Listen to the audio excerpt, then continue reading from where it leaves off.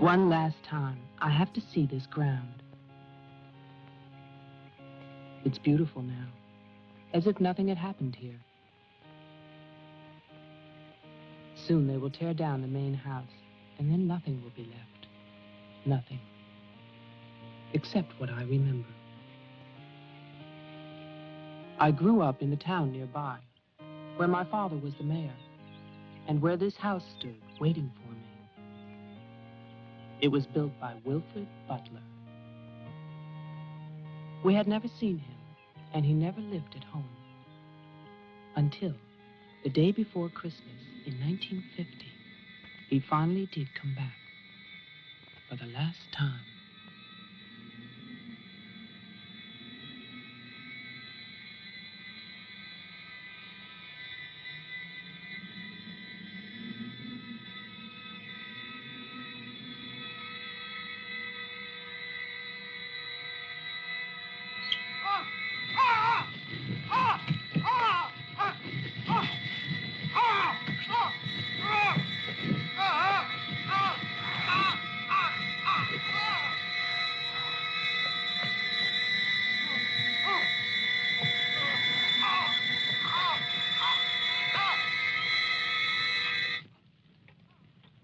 All of us believed that his death was an accident. No one knew that another person had come to Butler House that Christmas.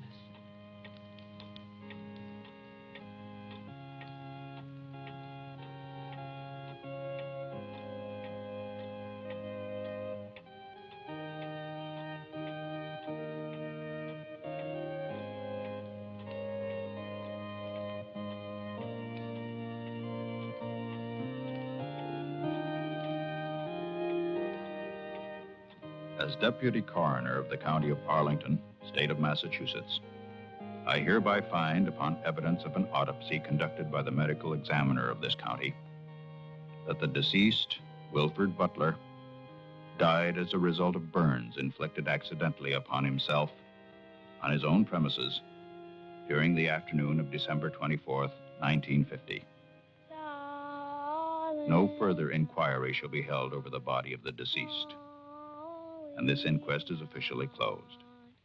All is calm, all is bright, round yon virgin mother and child.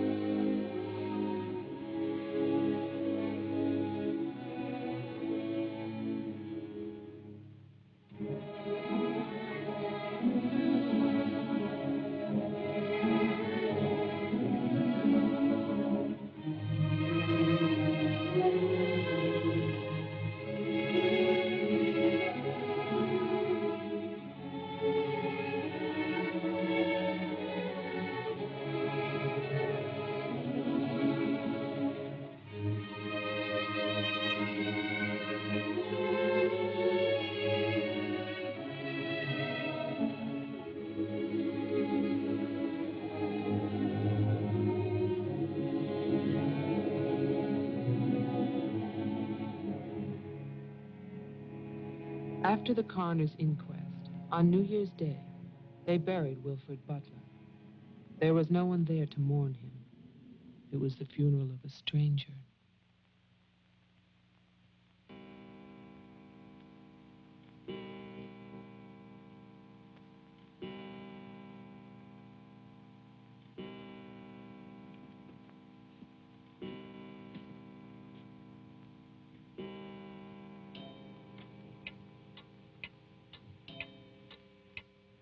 I, Wilfred Butler, being of sound mind and body,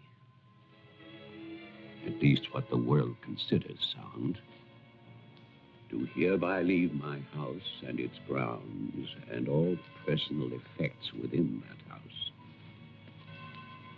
to my only surviving relation, my grandson, Geoffrey Butler. And I solemnly charge him with one duty. Let him leave the house as I left it, standing untouched to remind the world of its inhumanity and cruelty. For 20 years, that house lay empty, exactly as Wilfred left it. And then, last year, rumors began that it was finally being sold. The newspaper story traveled through the county to a state hospital for the criminally insane.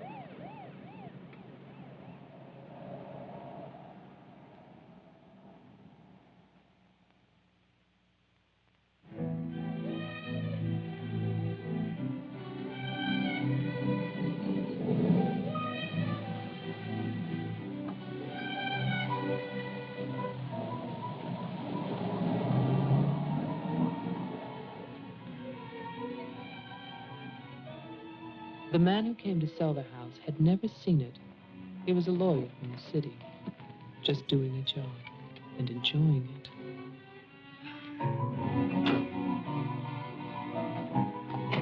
Stop and look serious, please.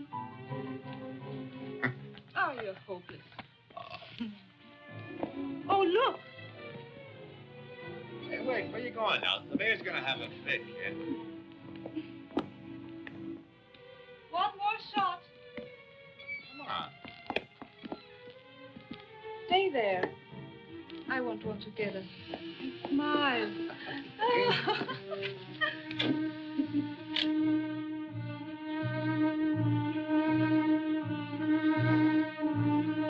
For all the news as it happens, stay tuned to WLIX, your voice of the Northeast. This is Roger Fowler with local stories. First, today's headlines. A warehouse fire still rages in Elizabeth. Police suspect arson. That escaped inmate at Margaretville State Hospital still at large, still hunted by state police. And over in Roxbury, the city passes a controversial housing code.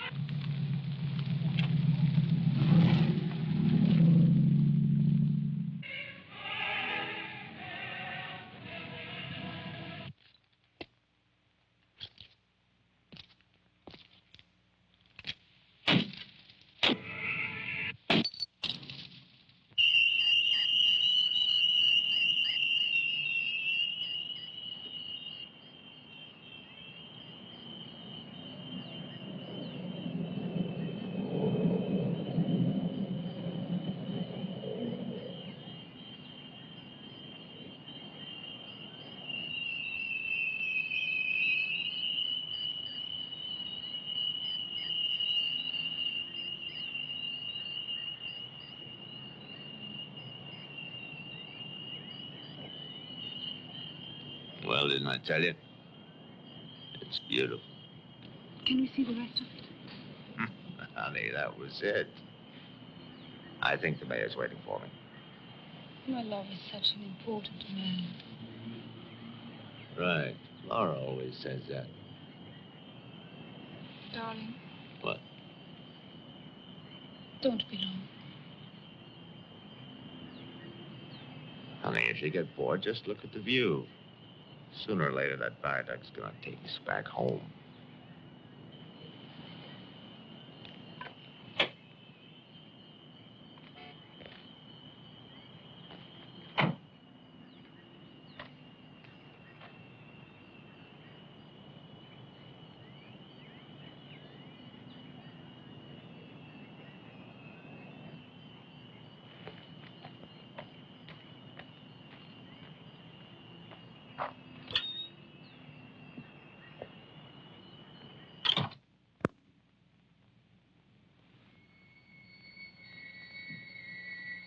Mr. Carter.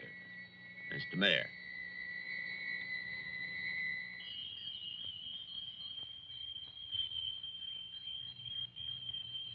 Let me introduce you. This is Charlie Toman, who publishes our weekly newspaper, The Patriot. Mr. Tolman. And this is Tess Howard. How do you do? She operates our switchboard. Oh, really? We call her the communications director. And this is Bill Mason, Mason. our sheriff.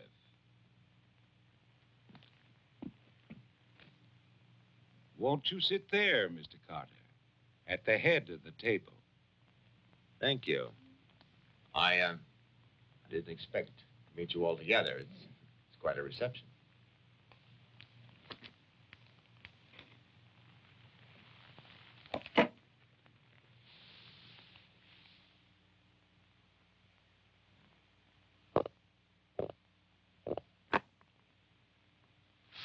All right, let's begin. As you know, I've been retained by Jeffrey Butler. The matter concerns the house that he inherited from his grandfather, Wilfred Butler. Go on, Mr. Carter. I believe that you offered to buy the house for my client. Offered. We begged him. We wrote letters That's and we... enough, Tess. Well, it's true. Trouble. There's always trouble. I can sympathize. I spent the last 20 years and more driving people away from there. Prowlers, burglars, kids, they're the worst. Chasing for nothing because of that will. That dribble about humanity. No. Inhumanity. What the hell is that, huh? Yes, well, he was a bitter man. Hate. It must have been very hard. It must have been hate.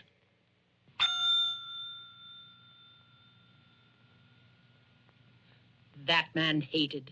Well, some people are like that.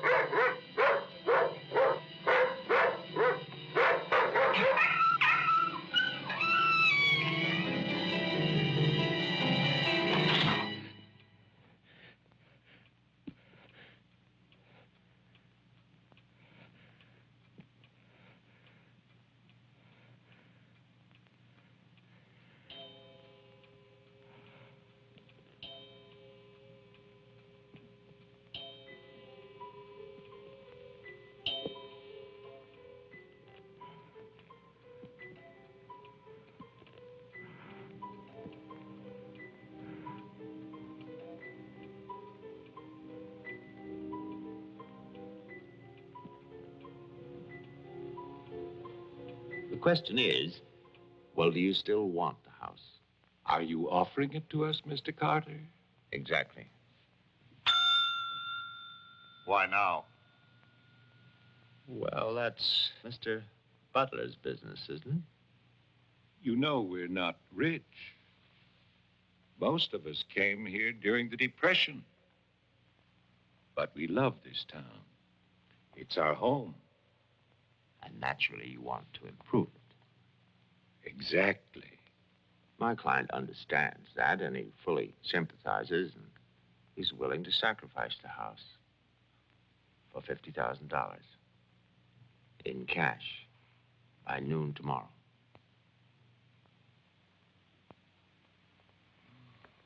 That's an awful lot of cash. It's also an awfully good bargain. You could go to Wilton. You could go now to the bank. Am I clearly understood? All that cash. Perfect. I'll wait for your answer till tomorrow. You're spending the night here? Yes, May I ask where? at the Butler House. We could put you up at the motel as our guest. No, the house is fine. The Paradise Motel. That's very kind of you, but I'm meeting Mr. Butler about some personal items. You'll want a phone. I can reconnect the line. Don't trouble, please. No trouble. You'll need a phone. Don't want to be stuck out there. Well, you've convinced me. Thank you. By the way, have you known Mr. Butler a long time?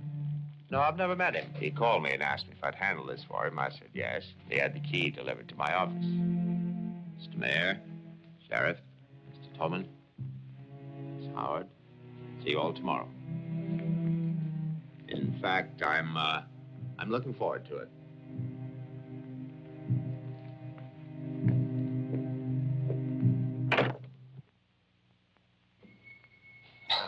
Slick, really slick. He's a big lawyer, Bill. You've got to expect that. Don't tell me about lawyers. Oh, you see the way he looked at us? You see his clothes? He's doing his job. Just don't tell me about lawyers. You know what I'd like to see? Two of them like that one talking to each other. Neither one of them would know what to believe. I love you, too. Honey, when I get home, I'm going to have a nice surprise for you. Oh, no, I can't tell you what it is now. It wouldn't be a surprise, now would it? No, I can't come home now, but it'll be very soon. Very soon. Honey, of course I miss you. Yes, I miss Mommy, too. Laura, how are you, kid?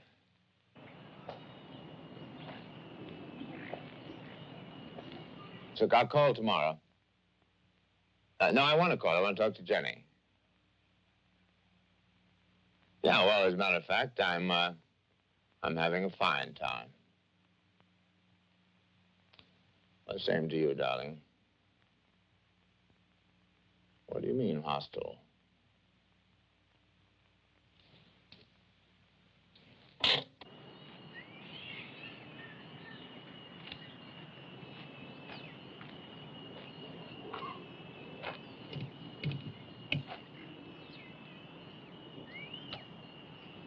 I was wondering, if we get it, what then? Tear it down. Okay. I'd better get going. Do me a favor, Tess. Call Diane, tell her I'm to Wilton, and I'll be back late.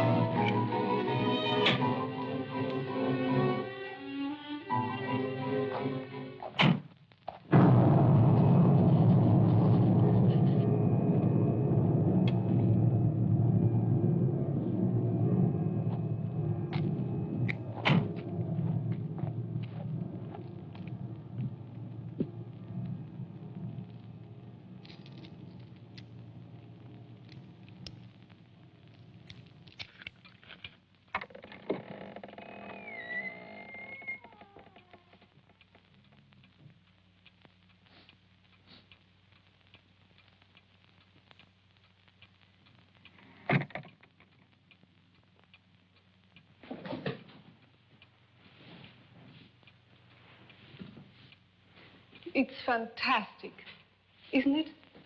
Yeah. Butler wasn't kidding. Nobody's lived here for years. That would be such a waste. It's his grandfather's monument. You know, there's a caretaker who keeps this place just the way he left it. What kind of monument is this? Well, that's the trouble. Nobody remembers anymore. That's what usually happens in America. I remember this. And he walks with me, and he talks with me, and he tells me I'm his own. And he walks with me, and he talks with me, and he tells me I am his own, and the joy we share as we tarry there. You're not serious. I used to hear that at funerals. At funerals? When I was a kid in Chipley, Georgia. There's also a Chipley, Florida. But they have both been subsequently eradicated from the map. None other has ever known.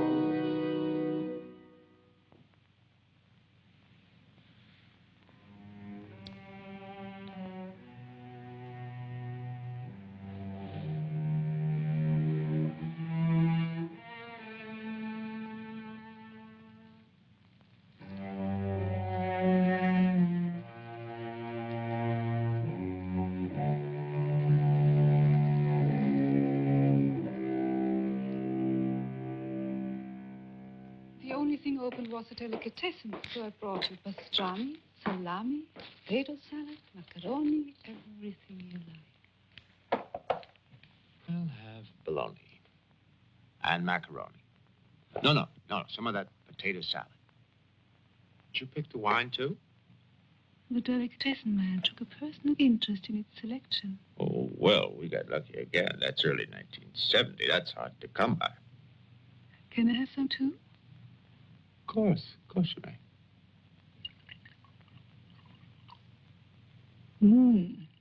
Thank you.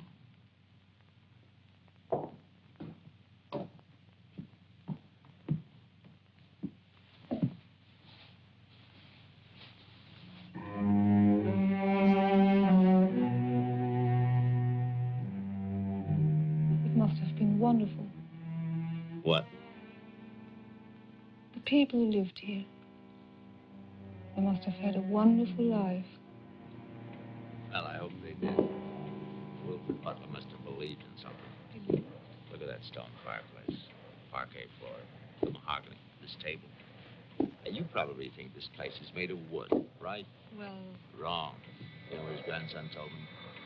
Underneath that wood, there's 2 feet of stone. The foundation is 8 bricks wide. Now, someday they're going to come in here and they're going to tear this place down and they're going to build little tract houses all over this property on quarter-acre and half-acre lots. And that bulldozer's going to come up that hill toward this house. And it's going to get the surprise of its life. They built a kingdom out here. Only nobody's left. no. Butler has a grandson. No. He's probably like the rest of us, wants money. You know, he's asking $50,000 cash for this place, and if the only way he can get at least $250,000. But he won't take his time. So he'll get screwed.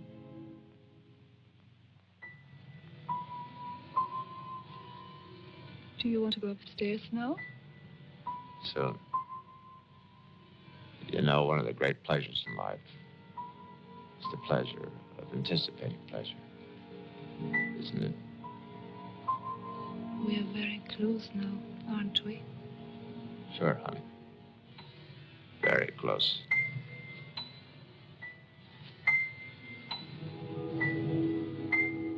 I don't see any beds yet. Well, keep looking, honey. Butler said the place was furnished.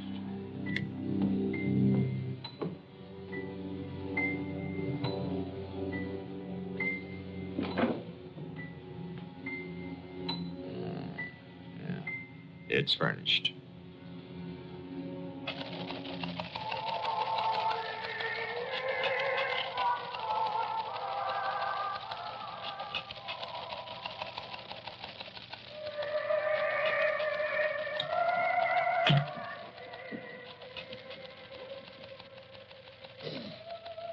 Anything doing? No, sir. But look at this. More football, huh? Look how they smeared that quarterback. Look at his arm. Got no time now. Protest. How about that telephone up at the Butler house? Is it working? Well, try it now. I'll wait.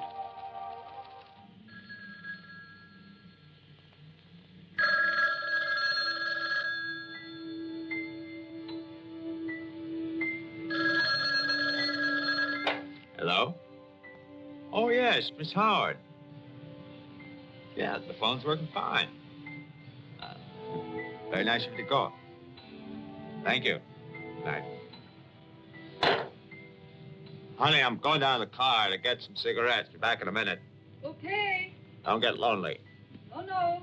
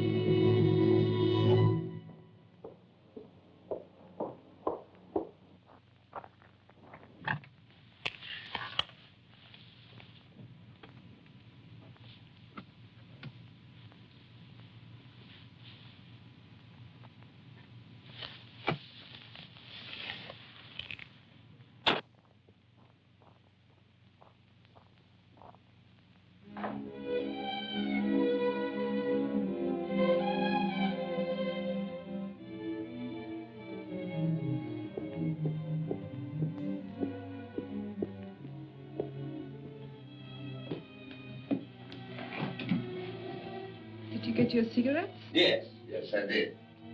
May I have one? Sure. No, it's the most amazing thing. These cigarettes come in these very small packages these days. Oh, that's for me? Mm-hmm. Can I open it? Oh, no. Our Christmas is day after tomorrow. Is that an order? Yes, ma'am. That's an order.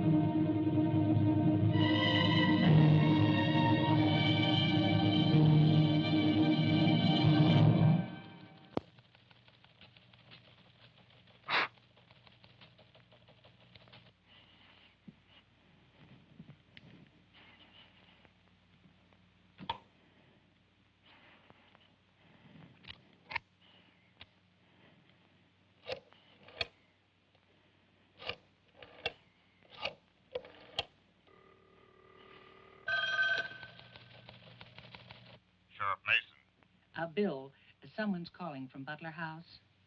Okay, put him on. Go ahead now. Mr. Carter? I'm not Carter. Who is this? The owner. Butler. I'm worried, Sheriff. Carter's not here. Speak up, I can't hear you. I can't. I'm sick. Can you come here? What is it? What's wrong? His car's here, but he's gone. Won't you come? Okay. Now, you stay put in that house. I'll wait for you. Please, hurry. I'm afraid. Now, take it easy. I'm coming.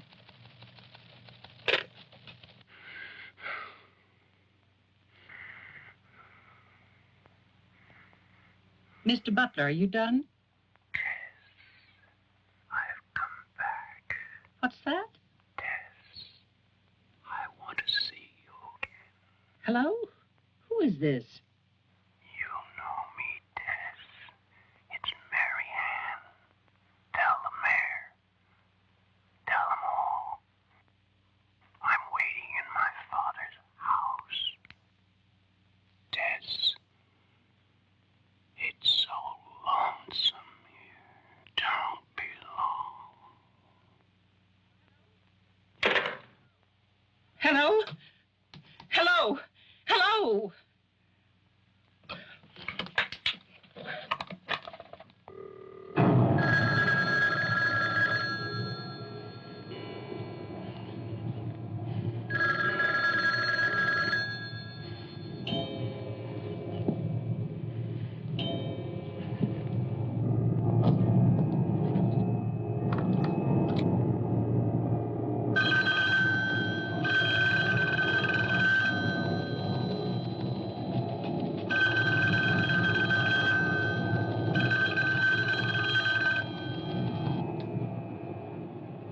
Oh, my God, where is everybody?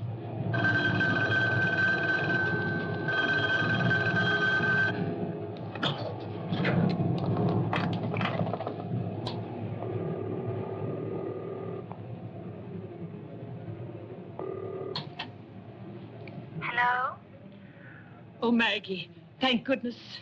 What is it, Tess? Something's come up. Something urgent. Can you start early? Oh, honey, I'm watching TV. Maggie Daly, you get yourself over here. What is it? Just get moving, Maggie. Just please hurry.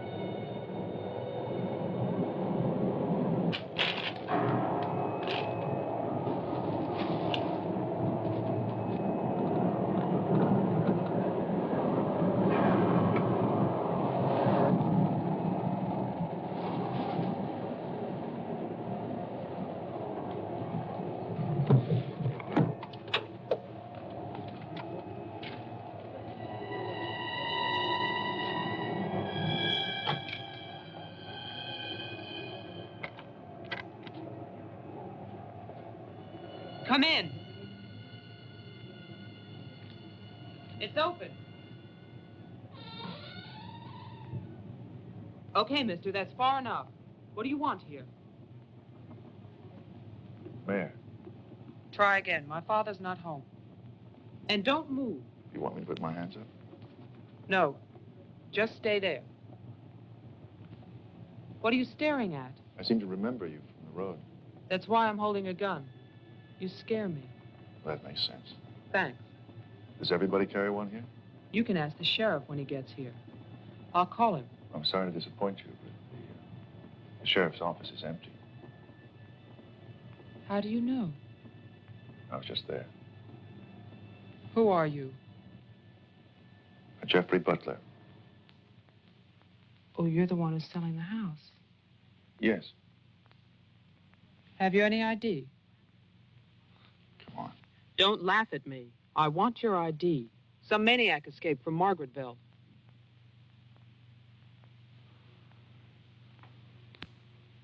Okay.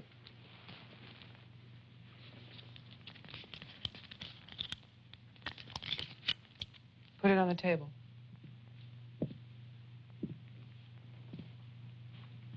Now go back.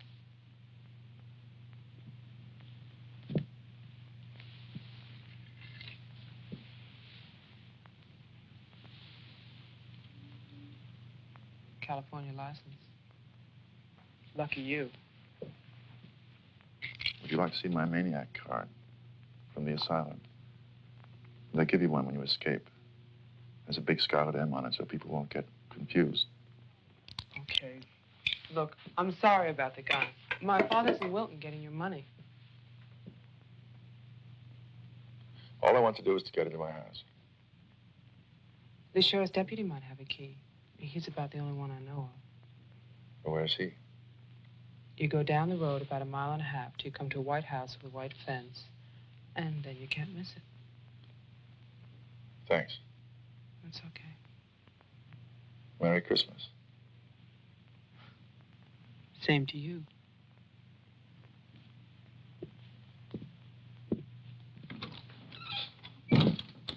If I don't call back in an hour... What? Call the mayor or Mr. Tone and nobody else. Promise me you'll do that. Well, sure. Mark it down, honey, so you'll have it. Sheriff, to 301.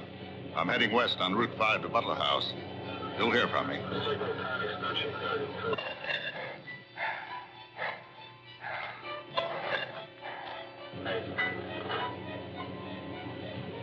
What the hell?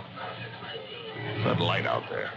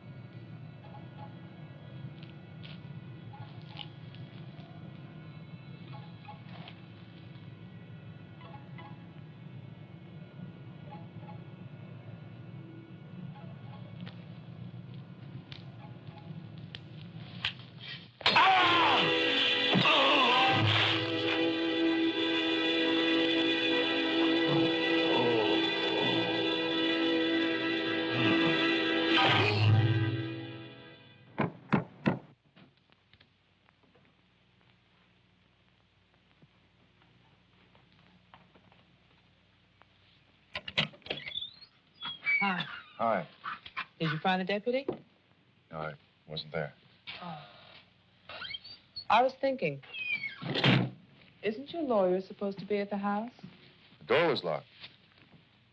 His car was there, so I borrowed it. You mean you stole a car? Yeah. Keeping it warm. What if he needs it?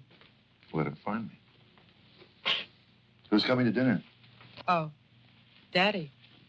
We always have dinner every Thursday. Do you want something? No, I ate Paradise Motel. Yeah, I know. It's awful. What about a drink? Yeah. It's Cheap bourbon, but that's a big favorite around here. Do you want ice? No, straight. You look tired. I am tired. Well, here's to a fast dollar. Cheers.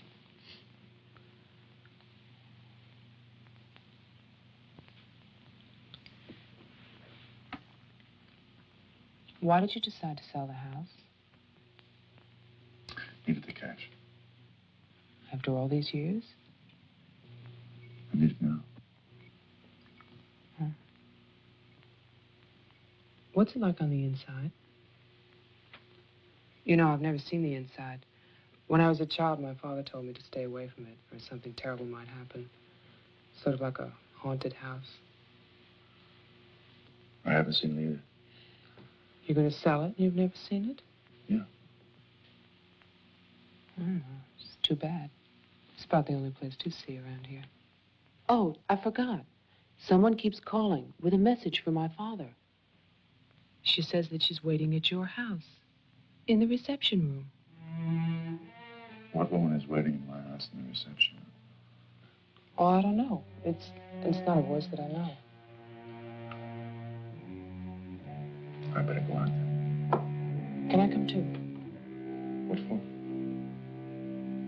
I'm pushy. I suppose you'll be going back to California soon. California. You said you lived there, remember? No, I'll be traveling. Jeff, look. It's the sheriff's car.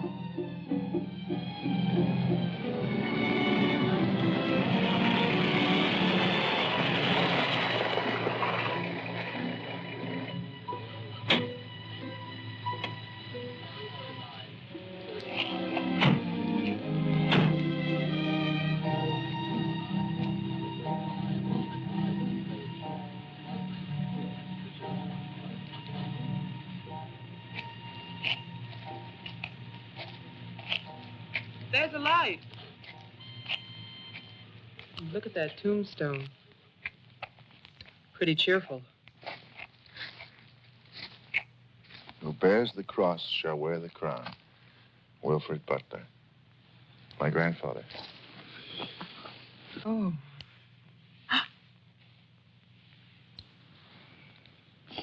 Someone left their sunglasses in the snow. They're the sheriff's. My lawyer's missing. So is the sheriff. You get strange phone calls. And now someone's fascinated by my grandfather's grave. Let's get out of here. You still want to go to my house? Yes. But I don't want to go alone. Listen. I'm not nervous. Well, of course you're not. Oh, it's the cold. I'm shaking from it. Let's get out of here. Okay. We'll get help in town. It's 10 minutes drive.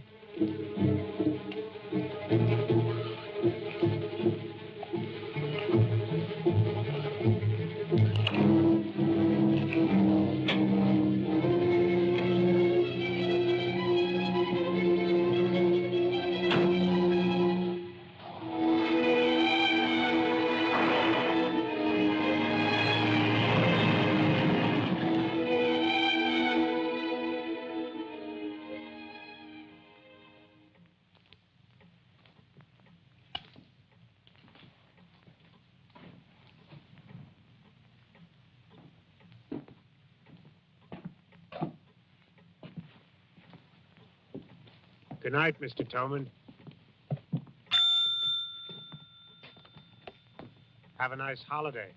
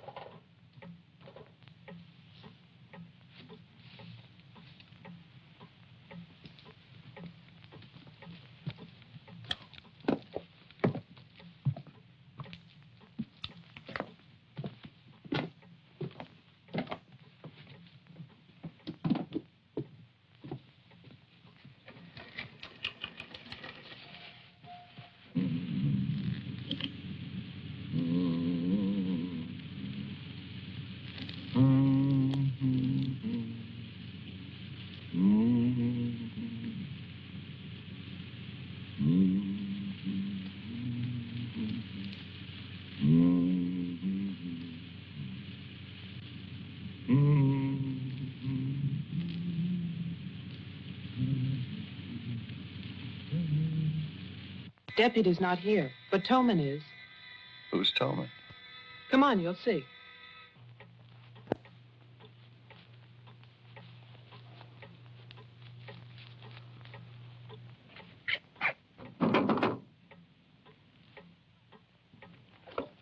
Mr. Toman, wait.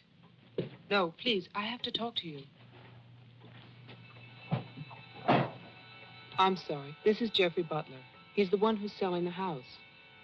He can't get inside the place. And my father's gone to Wilton. So we wondered...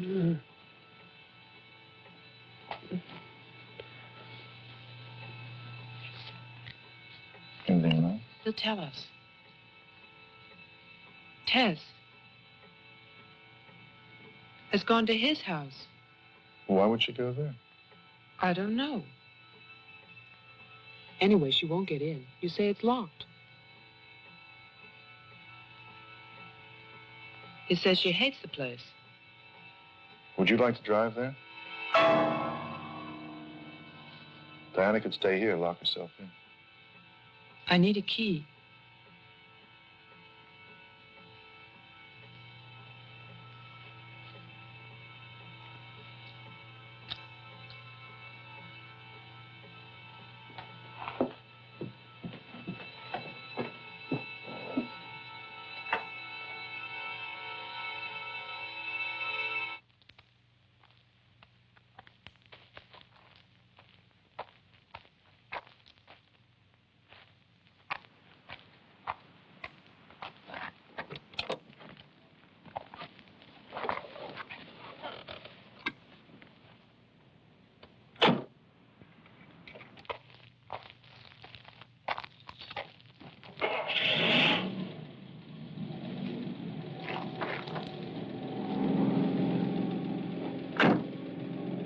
Oh, man, this isn't my house.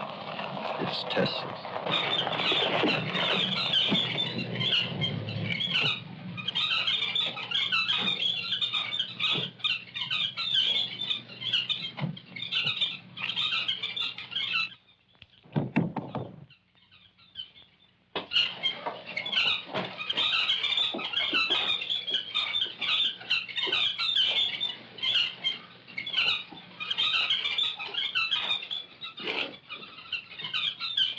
Well, Tess isn't here.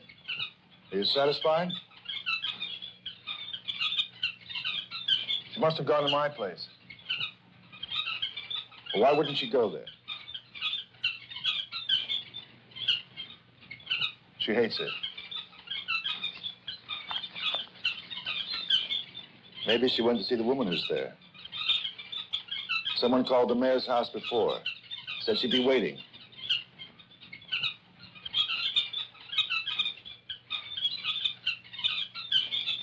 What is it?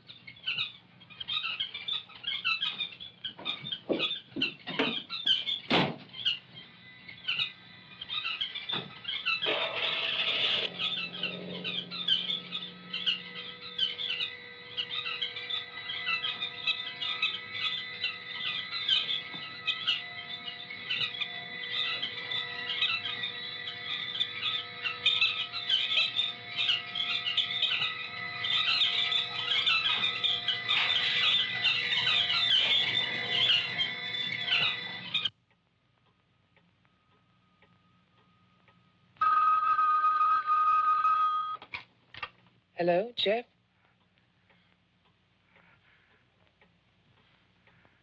Hello? Is anybody there?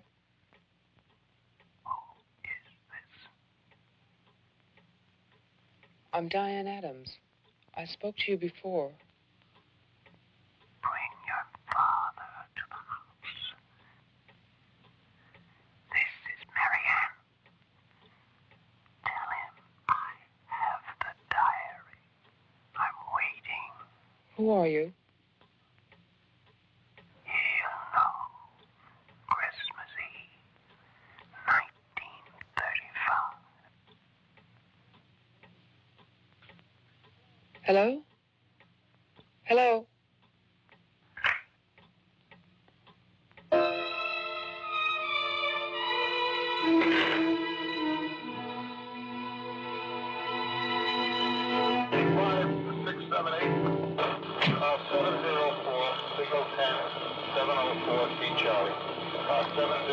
Signal 10, 704, Steve Charlie.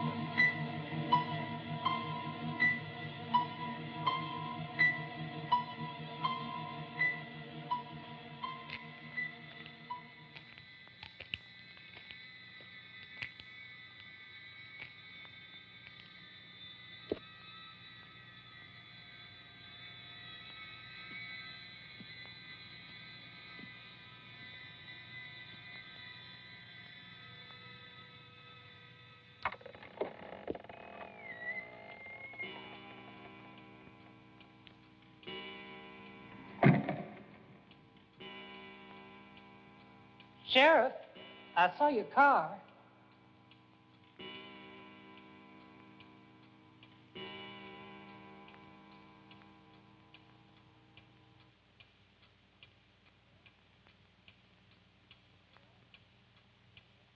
Bill? Is that you?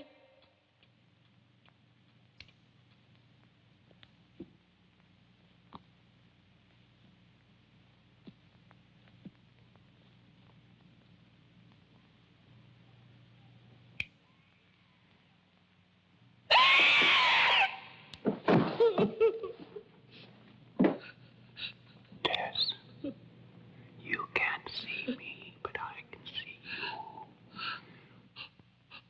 you. Oh, yes, I remember that face. You're older now. And fat. But still, Tess. And you're frightened, aren't you? Don't be afraid. I want to help you. Take my hand. Take it, Tess.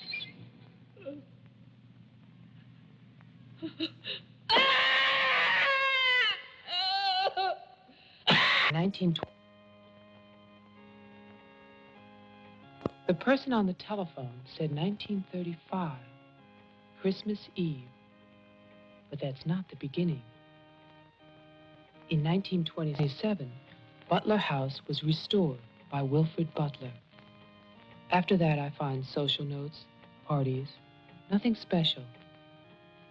Then, in 1930, Butler's wife, Catherine, dies of tuberculosis. In August 1933, it starts. Wilfred Butler's daughter is cruelly attacked and raped. Her name is Mary Ann, the same name as the caller who left those messages tonight. She's 15 then. On May 2nd, 1934, Mary Ann Butler gives birth to a son, Jeffrey Butler. Jeff. Early in 1935, Butler House is turned over to a Dr. Robinson as an asylum for mental patients.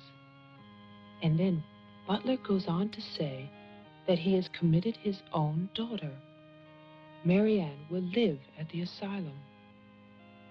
There's no end to this story.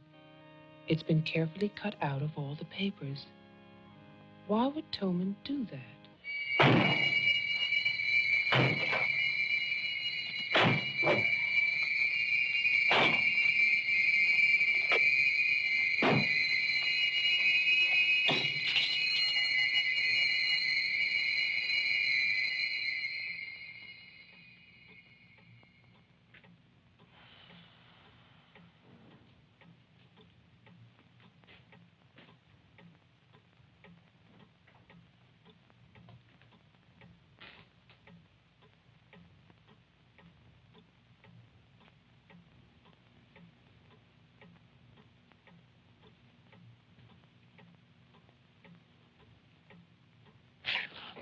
scared me.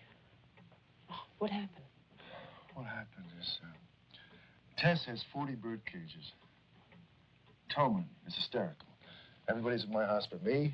It's cold outside, and you forgot to lock the door. Joe, how old are you? How old am I? You mean, how many years have I lived? No. There's a lot in the paper about your family. I don't want to talk about my family. Wait a minute. There's a woman calling, and she says her name is Mary Ann. That was your mother's name, wasn't it? My mother died in childbirth. Well, that's when I started traveling. It's not what the papers say. What's your point? I just thought that you should read something for your own good. Nothing you could tell me about my past or future would be for my own good.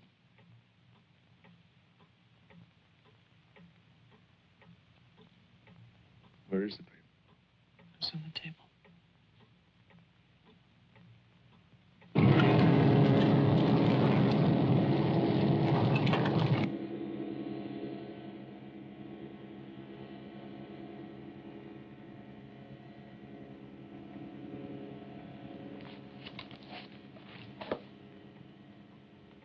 It's so stupid to lie.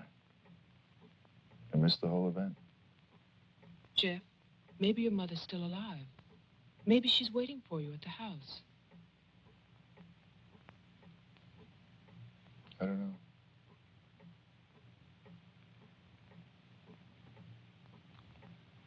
Come on.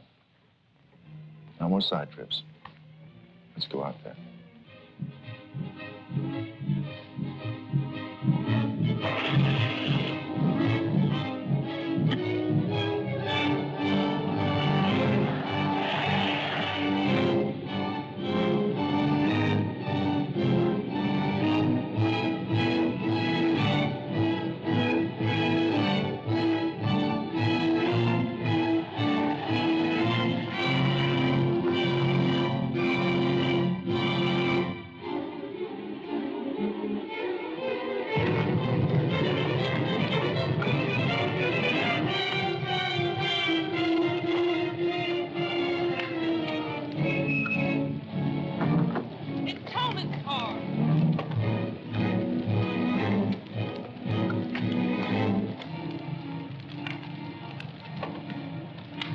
It's empty.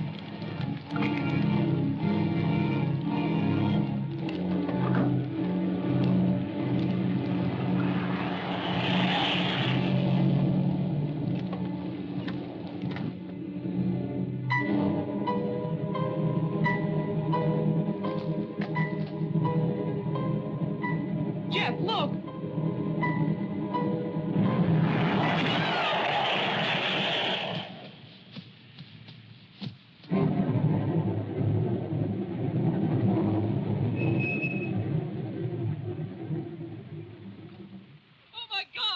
Stay back! It's Toman! Stay back!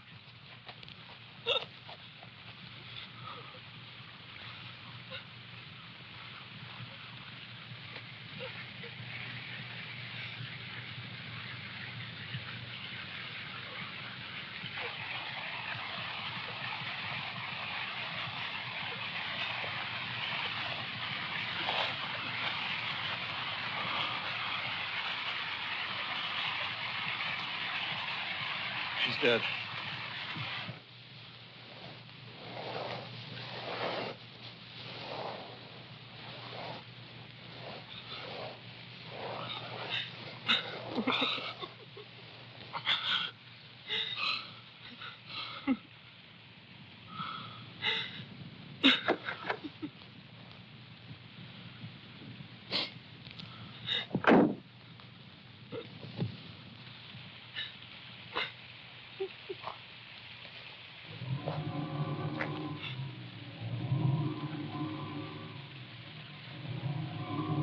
His hands.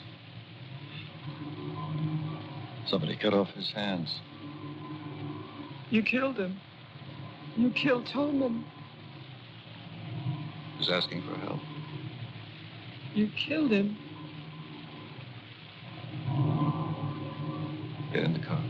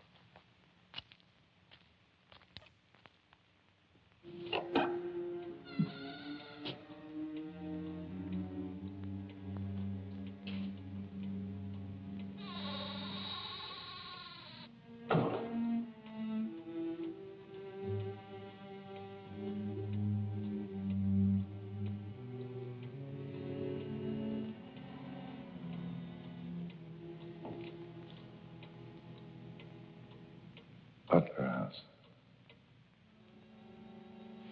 The keys. He took them.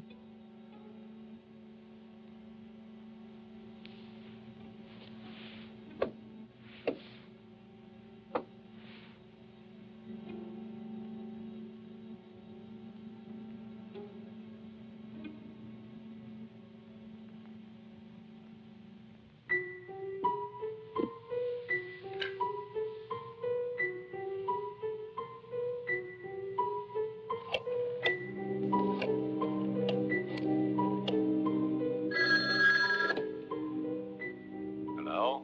Hello, Mr. Mayor. Yes, what? This is Marianne Butler. I'm calling from my house. Won't you come over here, Mr. Mayor? We're having a reunion. Everyone's here, even your daughter.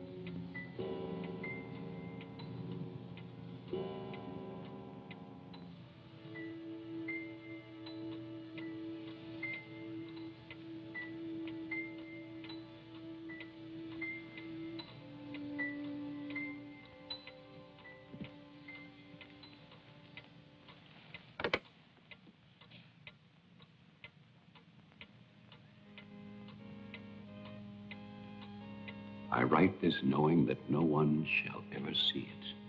Not my beloved daughter, or even my grandson, Jeffrey. I write for myself in the hope of forgiveness, if that is still possible. And I write for you, Marianne, whose youth and innocence I have destroyed. By 1935, the doctors had treated my daughter for a year. I had believed they could cure her.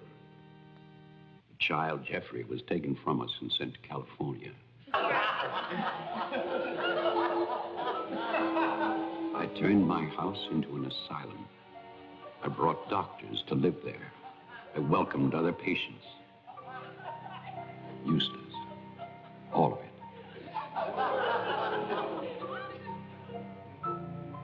I remembered what she had been. There was never a lovelier, happier child.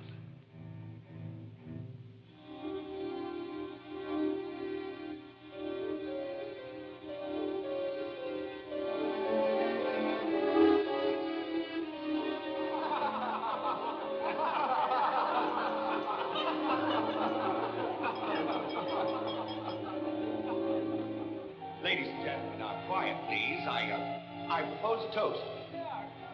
Doctor, please. By Christmas of the first year, I knew that I must act, not for myself, but for my helpless child. Led him to create this institution. Our friend. I had no plan. All I knew was that I must take her from these men with their promises, their lies. Shall we?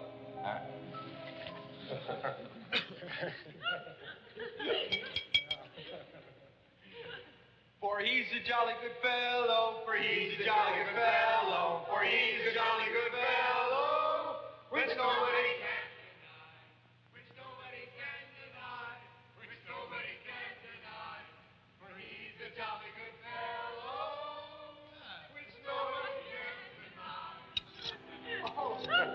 I knew that they would gorge themselves into a stupor that afternoon.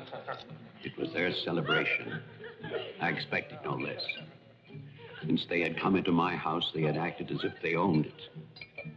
They had behaved like poor relations, half guilty, but finally unable to control their appetites.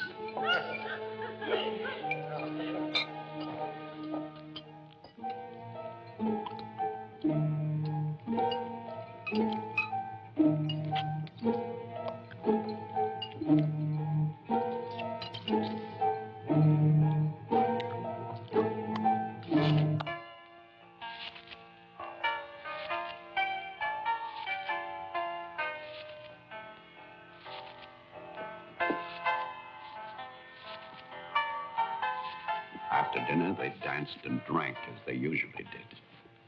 All the time, Robinson would smile and reassure me. They expected me to believe, because I had no choice. Wilfred, trust me. He really believed Marianne would be well. He saw a light. There is a light at the end of a long tunnel. Believe me. There is a light at the end of a long tunnel.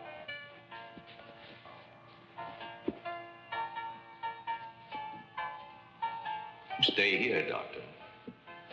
I'll get more champagne. He was ready. I knew it. Drunk and fat and full of his own importance. I left then.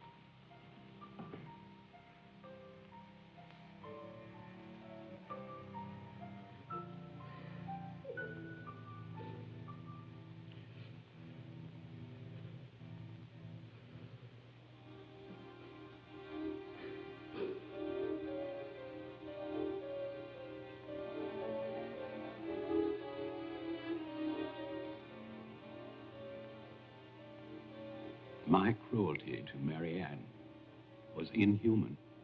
I know that. I had loved her. I had fathered our child, Jeffrey. I had brought her to this. But I swear that on that afternoon, all I wanted was to save my child.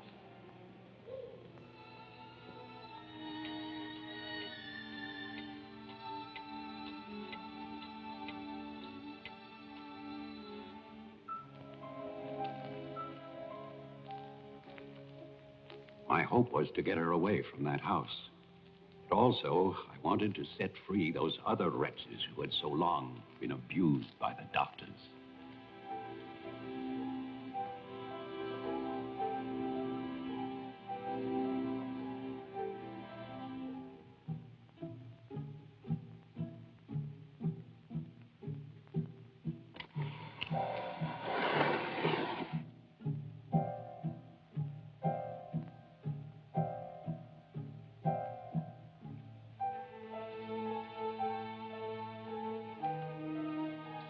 I knew what they might do if these inmates were freed. And this is my guilt. I knew. And still, I freed them.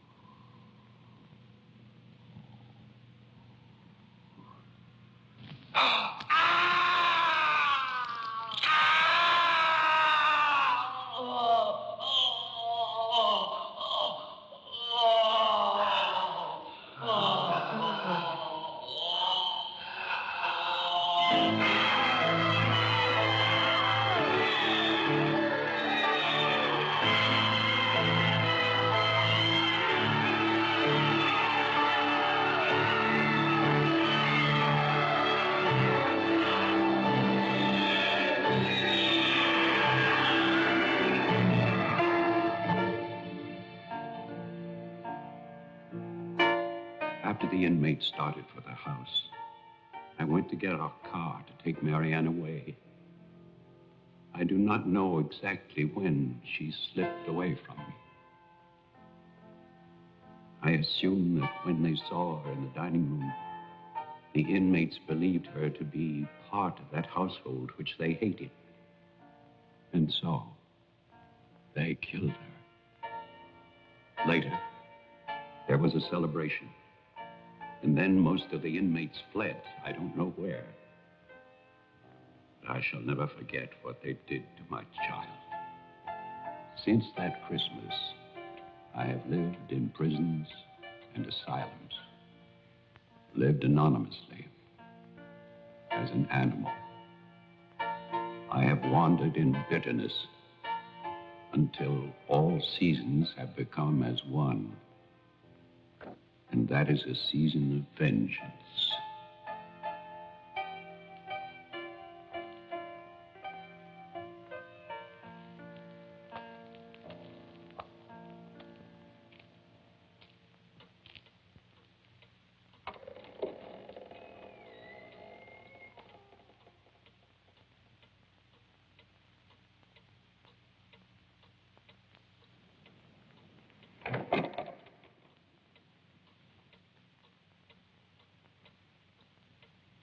Jeff.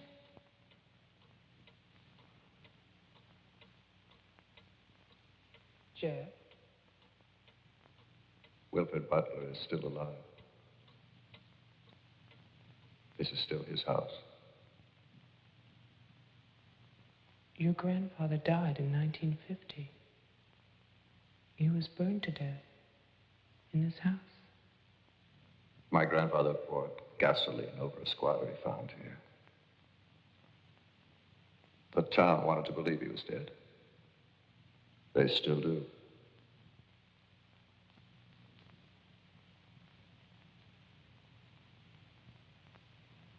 This house was an asylum. There was a massacre by the inmates. Tess, Tolman, the sheriff. Your father. No. All inmates. They killed my mother in this room.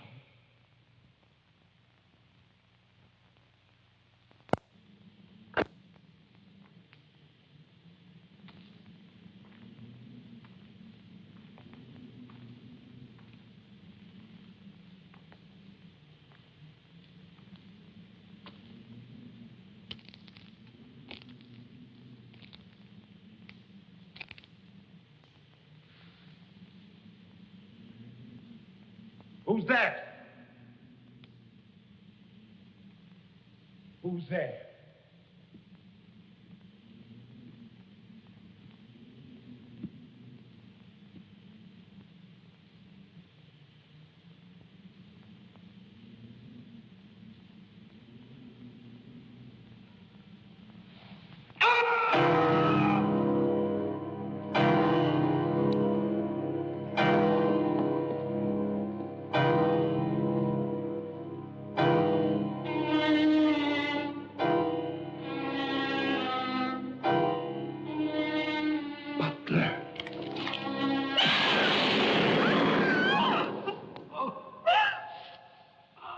Oh, no. No. Oh, God, no.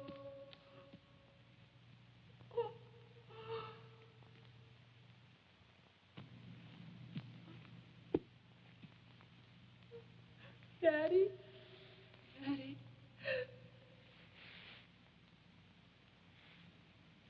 Diane? Jeff? Jeff?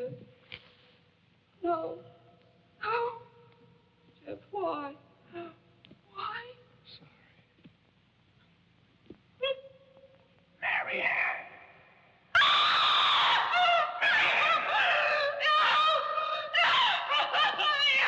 Don't run away. Don't. I'm your father. Don't be afraid. I won't hurt you. Please. It's all right. I won't hurt you. I need you. See?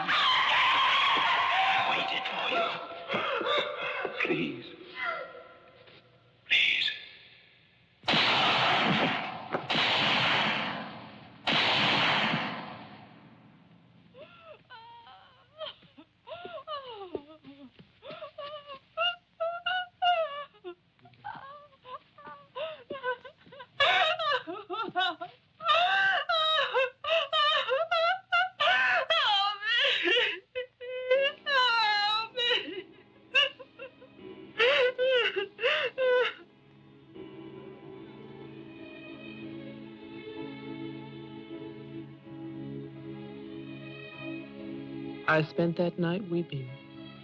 By morning, there were no more tears.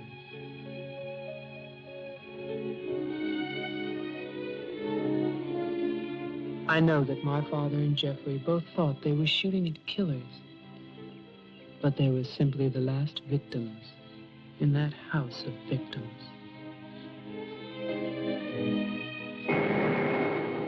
And now, a year later, they will tear down Wilfred Butler's monument. But they can never destroy my memories of what happened here.